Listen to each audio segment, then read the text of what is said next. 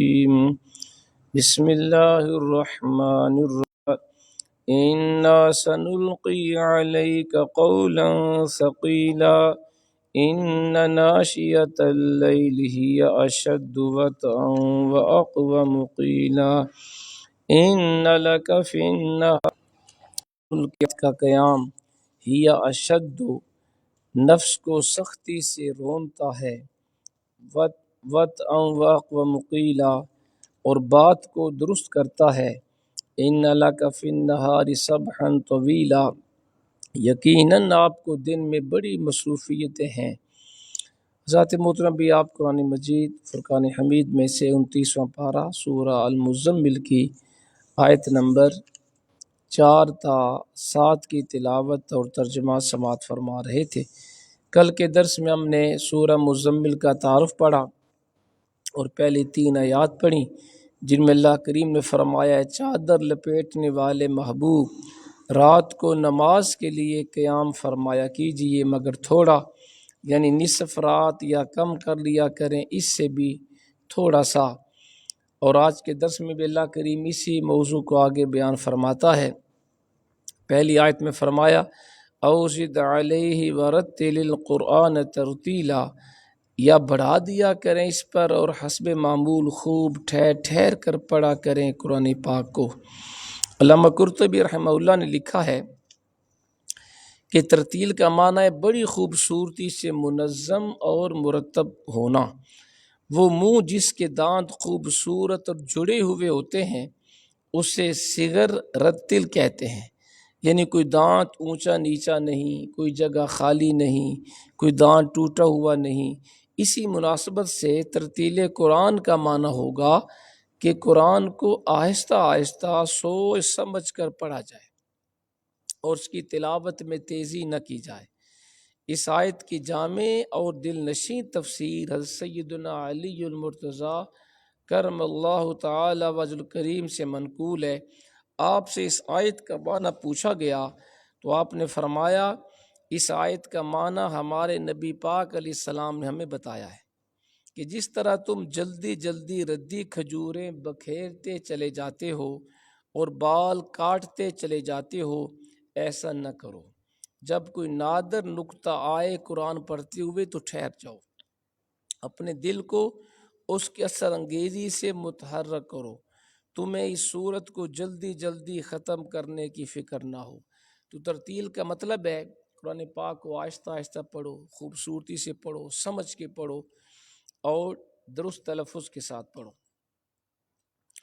پھر فرمایا انا سنلقی علیک قولا ثقیلا، بے شک ہم جلدی القاء کریں گے آپ پر ایک بھاری کلام، ان قریب آپ پر ایک گراں قدر کلام نازل ہونے والا ہے جس میں اوامر و نواہی یعنی احکام اور منع کی ہوئی چیزوں کا ذکر، احکام و ارشادات کا ایک طویل سلسلہ ہوگا۔ اس پر عمل کرنا اور دوسرے لوگوں سے اس پر عمل کرانا بڑی بھاری ذمہ داری ہے، اس کے بوجھ کا اندازہ لگانا آسان کام نہیں۔ اگر پہاڑوں پر بھی یہ کلام نازل ہو تو وہ اس کی دہشت اور جلال سے ریزہ ریزہ ہو جائے۔ خود نبی پاک علیہ السلام پر نزول آیات کے وقت عجیب کیفیت طاری ہوتی تھی۔ یہ قرآن کو برداشت کرنا کوئی آسان بات تو نہیں ہے۔ اللہ فرماتے اگر ہم قرآن کو پہاڑوں پہ اتارتے وہ بھی ریزہ ریزہ ہو جاتے۔ اللہ نے فرمایا ہم نے آسمان و زمین کے اوپر قرآن کو پیش کیا، اٹھاؤ گے اس کو؟ سب نے کہا یا اللہ ہم میں طاقت نہیں ہے۔ تو وہ کلام جو پہاڑ نہیں اٹھا سکے، زمین و آسمان عاجز آ گئے، یہ ہمارے آقا کی شان ہے۔ وہ کلام الہی قلب مصطفیٰ کے اوپر نازل کیا گیا، اللہ کے حبیب نے برداشت بھی کیا، قرآن کو حفظ بھی کیا، یاد بھی کیا، سمجھا بھی اور آگے سمجھایا بھی۔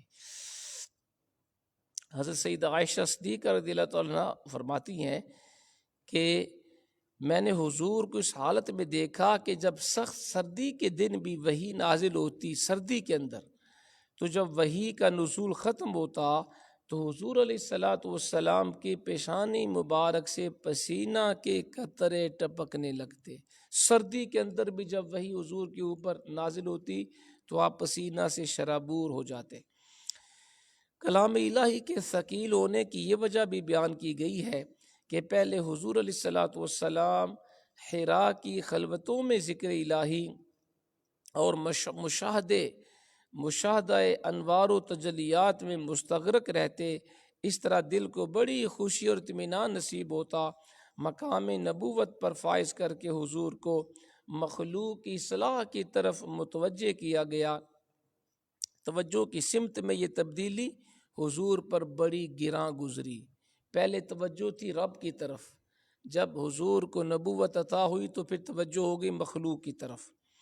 ارشاد و تکمیل کا درجہ اگرچہ استکمال و خلوت سے اعلیٰ و برتر ہوتا ہے، لیکن صوفی کے لیے رجوع الخلق بڑا صبر آزما ہوتا ہے۔ کہتے ہیں کہ اگرچہ کسی کو واعظ کرنا، تبلیغ کرنا، اس کا مقام زیادہ ہے بجائے اس کے کہ بندہ اکیلا اللہ کرے، لیکن جو اللہ کا بندہ ہوتا ہے نا، وہ اللہ کی طرف رجوع کرنا آسان ہوتا ہے لیکن مخلوق کی طرف مشکل ہوتا ہے۔ اس لیے بعض نے کہا کہ نبی کی شان ولایت اس کی شان نبوت سے زیادہ افضل ہے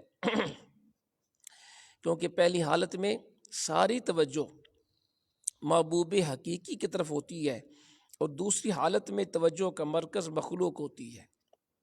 لیکن حضرت مجدد الفسانی رحمۃ اللہ علیہ فرماتے ہیں یہ قول غلط ہے، یہ نبوت ہر لحاظ سے ولایت سے افضل ہے، کیونکہ صوفیاء کی اصطلاح میں نبوت سیر فی ذات کا نام ہے اور ولایت سیر فی صفات کا، اور دونوں میں زمین و آسمان کا فرق ہے۔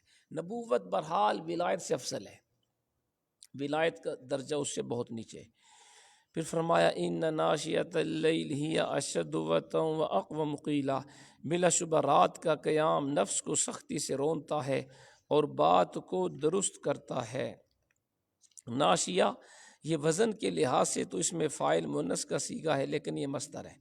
سیدہ عائشہ صدیقہ رضی اللہ تعالیٰ عنہ فرماتی ہیں کہ قیام اللیل بعد النوم، سونے کے بعد رات کو اٹھنا، یہ اس کا معنی ہے ناشیۃ اللیل۔ ابن کیسان کہتے ہیں یعنی رات کے آخری حصہ میں قیام کرنا۔ اشد وطئن، وطی کہتے ہیں پاؤں سے کسی کو لتاڑنا، روندنا، کیونکہ رات کو خواب راحت سے بیدار ہونا، نرم اور گرم بستر سے اٹھ کر وضو کرنا، نماز پڑھنا، ذکر و اذکار کرنا، یہ نفس کے لیے یعنی جب بندہ تہجد کی نماز شروع کرے تو شروع میں تو دقت ہوتی ہے نا جی، پہلے چند دن اس سے بچ نکلنے کی کوشش کرتا ہے۔ اگر اس کو اٹھا کر مصلی پر کھڑا کر دیا جائے تو اونگنے لگتا ہے۔ شروع میں جب بندہ صبح اٹھتا ہے تو اسے نیند بھی آتی ہے، نماز میں خشوع خضوع پیدا نہیں ہوتا۔ کم ہمت سالک یہ خیال کر کے کہ اس نماز سے کیا فائدہ جس میں خشوع خضوع نہ ہو، وہ نفس کے اس فریب کے سامنے ہتھیار ڈال دیتا ہے۔ لیکن ارباب عزیمت نفس کی ان چالوں میں نہیں آتے، وہ اس کی ان حرکتوں کے باوجود سحری کو اٹھنے کی مشق جاری رکھتے ہیں۔ چند روز بعد جب ان کا سرکش نفس سدائے ہوئے گھوڑے کی طرح ان کے اشارے پر عمل کرنے لگتا ہے تو ان کی خوشی کی کوئی انتہا نہیں رہتی۔ اس لیے فرمایا کہ نفس کے غرور کو کچلنے کے لیے اور اس کی سرکشی کو ختم کرنے کے لیے یہ نسخہ بڑا کارگر ہے۔ اسے شب بیداری سے خوب لتاڑو، چند دن میں ہی یہ رام ہو جائے گا اور اس کی خرمستیاں باقی نہیں رہیں گی۔ واقعی یہ بات ٹھیک ہے، جو بندہ تہجد گزار ہوتا ہے اس کا نفس مطیع فرما بردار بن جاتا ہے، ٹھیک ہے نا۔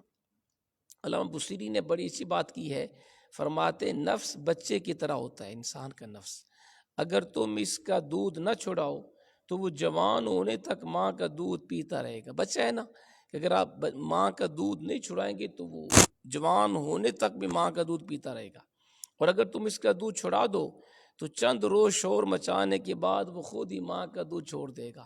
نفس بھی ایسے ہی ہوتا ہے کہ شروع میں جب بندہ صبح اٹھتا ہے تو وہ کہتا ہے کہ اچھا نہیں کیا تم نے، کیا نیند آئی تھی، تو وہ شروع میں تو انسان کا دل نماز میں بھی نہیں لگتا، نیند آتی ہے، لیکن جب بندہ مسلسل اٹھنے کا عادی ہو جاتا ہے، پھر نفس بھی اس کا فرما بردار بن جاتا ہے۔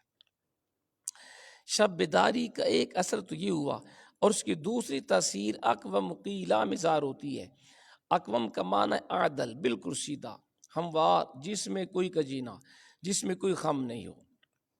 یعنی اس وقت قرآن پاک کی تلاوت بڑے صحیح طریقہ پر ہو سکتی ہے۔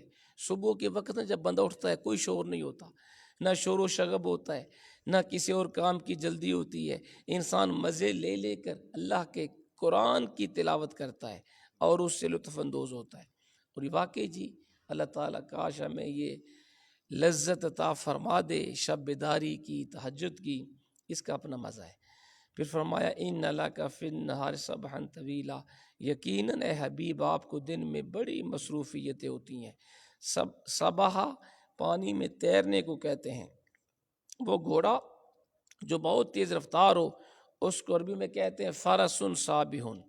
مقصد یہ ہے کہ دن میں آپ کو ہزاروں مصروفیتیں ہیں، دعوت حق، تبلیغ احکام، سیاسی اور معاشرتی امور کا انصرام، مقدمات کے فیصلے، لشکروں کی ترتیب وغیرہ۔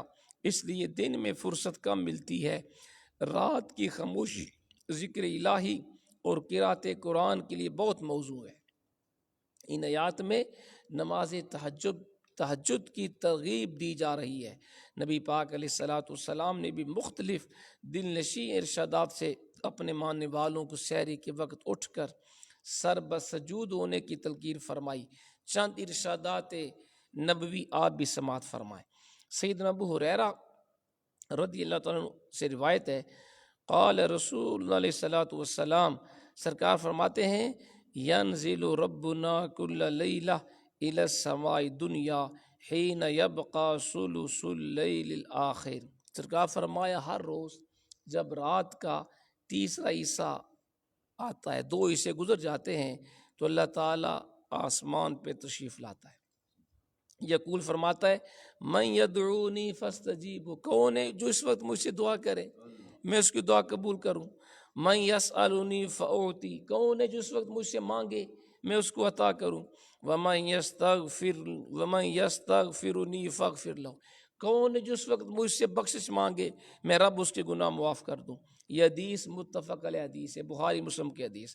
تو پتہ چلا جب رات کے 2 حصے گزرے، تیسرا حصہ شروع ہو تو اللہ آسمانی دنیا پر اپنی شان کے مطابق نزول فرماتا ہے اور فرماتے ہیں کون ہے جو مجھ سے دعا کرے میں اس کی دعا قبول کروں، کون ہے جو مجھ سے مانگے اس کو عطا کروں، کون ہے جو مجھ سے بخشش مانگے اس کے گناہ بخش دوں۔ دوسری حدیث ابو امامہ اس حدیث کے راوی ہیں، سرکار فرمایا علیکم بقیام اللیل، فرمایا رات کو ضرور جاگا کرو، رات کو اٹھا کرو۔ فَإِنَّهُ دَأْبُ الصَّالِحِينَ قَبْلَكُمْ، کیونکہ رات کو اٹھنا پہلے زمانے کے نیک لوگوں کا دستور ہے۔